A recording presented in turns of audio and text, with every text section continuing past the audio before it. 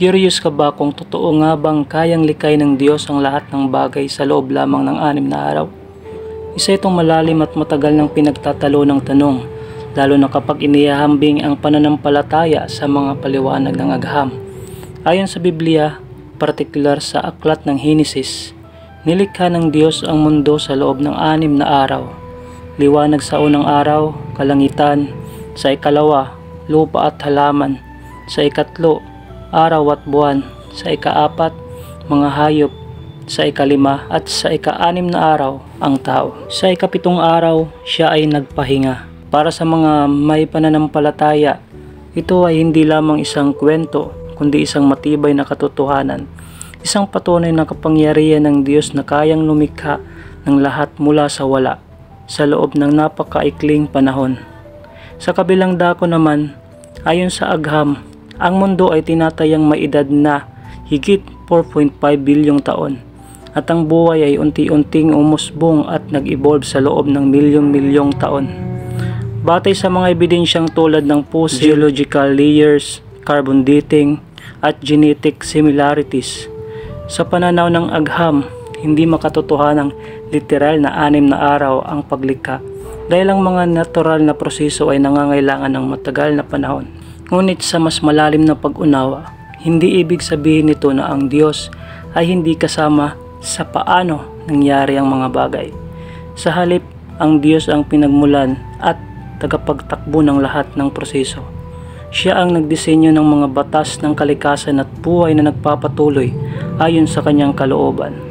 Ang agham ay tumutuklas lamang ng mga mekanismong ginamit ng Diyos upang may sa katuparan ang kanyang layunin.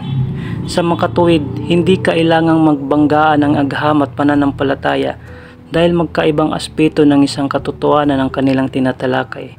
Ang agham ay nagpapaliwanag kung paano gumagana ang nilikha, habang ang pananampalataya ay nagbibigay ng kahulugan at dahilan kung bakit ito umiiral. Maraming scholar ang naniniwala na ang salitang araw sa Henesis o Yom sa Hebreo ay maaring hindi literal na 24 oras, kundi mga yugto o panahon na posibleng tumutugma sa mahabang proseso ng paglikha. Kaya't sa halip na pagtalunan, maaaring magkatulungan ng dalawa upang mas malalim nating maunawaan ang dakilang gawa ng Diyos. Ngunit higit sa lahat, hindi lamang ang tanong kung gaano katagal ginawa ang mundo ang mahalaga, kundi ang tanong kung bakit ka nilikha. Ano ang layunin mo sa mundong ito? Dahil kung kayang likay ng Diyos ang buong sanlibutan sa 6 na araw, literal man o simboliko, kaya rin niyang baguhin, pagalingin at bigyan ng panibagong simula ang buhay mo sa isang iglap, kung hahayaan mong siya ang mamuno dito. Sa huli, sa kabila ng lahat ng pagtalakay tungkol sa agham at pananampalataya, isang matibay na katotohanan ang nananatili. Hindi aksidente ang iyong pag-iral. May layunin ang iyong buhay. May Diyos na hindi lamang makapangyarihan, kundi personal na nagmamalasakit sa iyo. At ang pagbabatayan ng kabuuan, ang kaayusan ng kalikasan, ang komplikadong disenyo ng buhay, ang moralidad ng tao, at ang lalim ng espiritual na pagnanais, mas kapanipaniwala pa rin ang sinasabi ng Biblia kaysa sa alinmang teorya ng siyensya. Sapagkat habang ang agham ay patuloy na naghahanap ng sagot, ang salita ng Diyos ay matagal nang nagbibigay ng buhay na sagot at nananatiling totoo, makapangyarihan at nagbibigay pag-asa sa bawat henerasyon.